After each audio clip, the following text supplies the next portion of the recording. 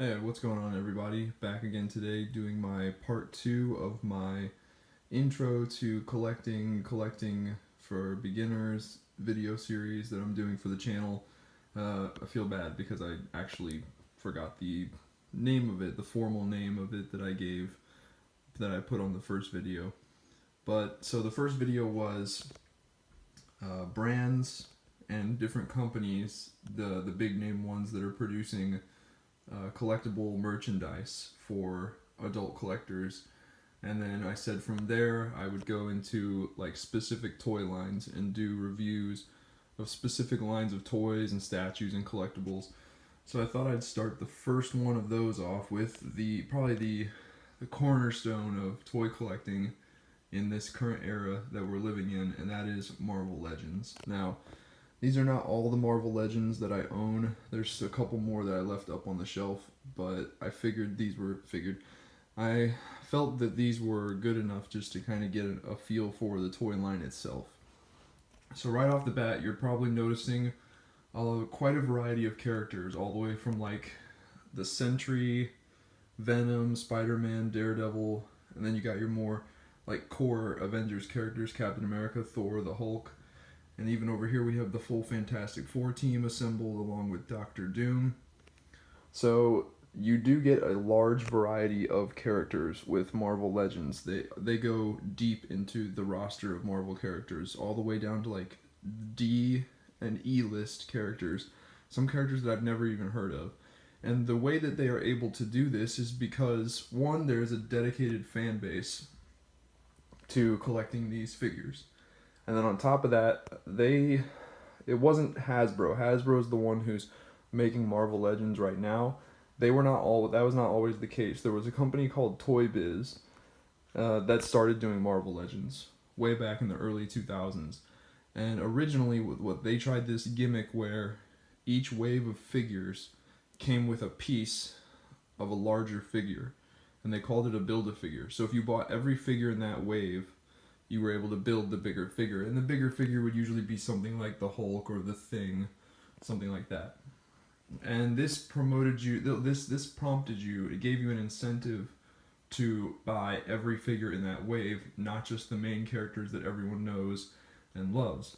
That's how they got away with making some more obscure characters. Now, since then, like I said, there's a much larger fan base for this toy line now.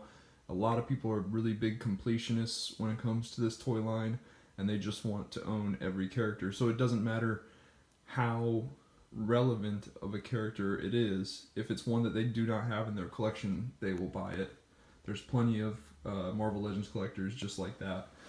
For myself, my rule of thumb tends to be, once I've read a graphic novel or comic book containing the character, and I have some like story or narrative that the character was a part of that I'm familiar with, then I'm okay with adding them to the collection. But until I have some kind of like narrative familiarity with the character, I don't really care.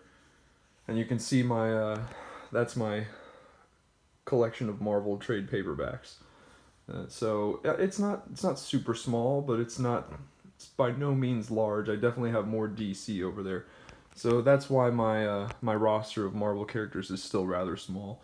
I'm still sticking with mostly the main characters, but another thing that comes along with having a really deep roster of characters is, with this toy line, you can pretty much complete whatever team you want to complete. You can definitely complete the Avengers. As you can see, I completed the Fantastic Four. I also have the villain Doctor Doom. I'm currently in the process of completing the X-Force team, which is these guys right here. Deadpool's actually kind of a part of that.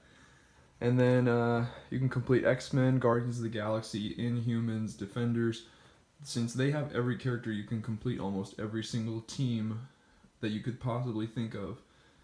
So that's another positive point towards this toy line. And then, what else was I going to say about it? The quality for them at figure to figure art is pretty standard, and Hasbro seems to have, on a general basis, they seem to have only gone up in quality over the years. Of course, you're going to get some of your figures like this Daredevil here, where it's pretty cut and dry. It's just red with a slightly lighter shade of red for the boots and gloves and belt and whatnot. So it's pretty hard to mess Daredevil up.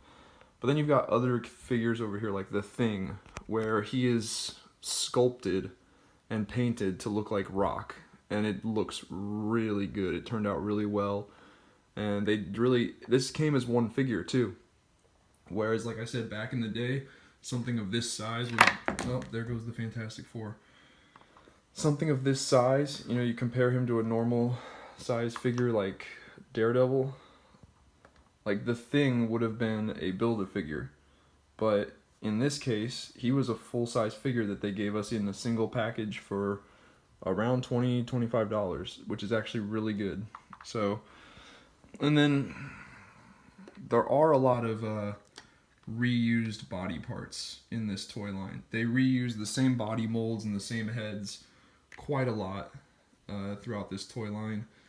The Black Widow figure that I have up on the shelf out there, I'm pretty convinced that that head that's on her is the same head as that's on the Mary Jane.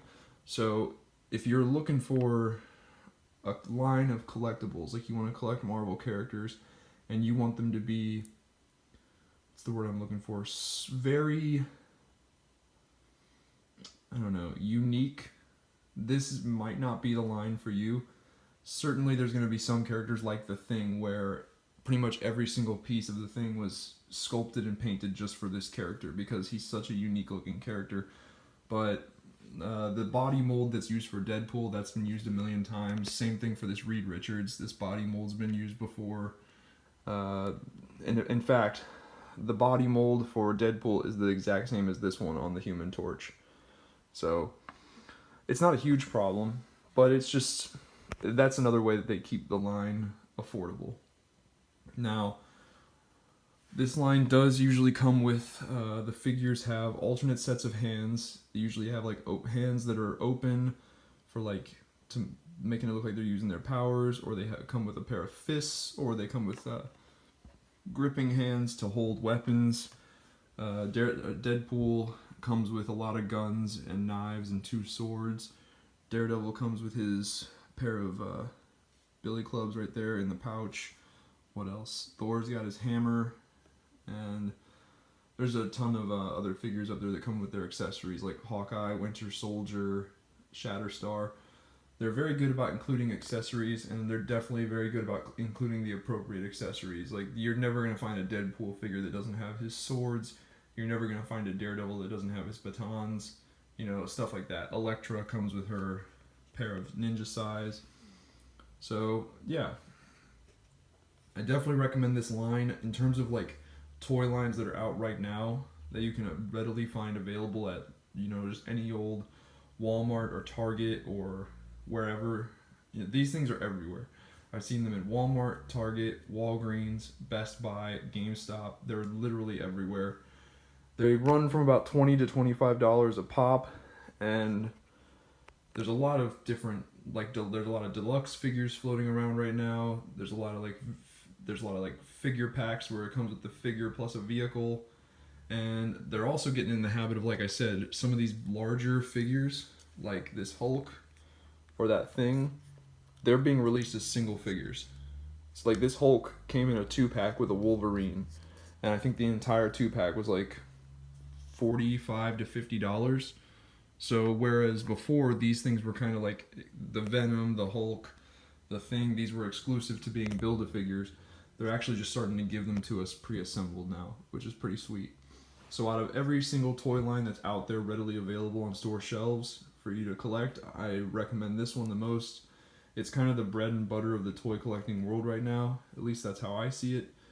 So, yeah, and especially if you're a Marvel fan, there's really no reason not to get into collecting this toy line. So, whether you want just like your core roster of characters or whether you want to dive deep into like the C and D and E-list characters, this line's got you covered. So, that's my take on that. Let me know what you guys think. Anybody out there who has any other thoughts, pros and cons about Marvel Legends that I may have failed to mention, please leave some comments below. If you liked the video, please give me a like, maybe subscribe to the channel, check out the Facebook page, Chad Nerd, and I will see you guys next time.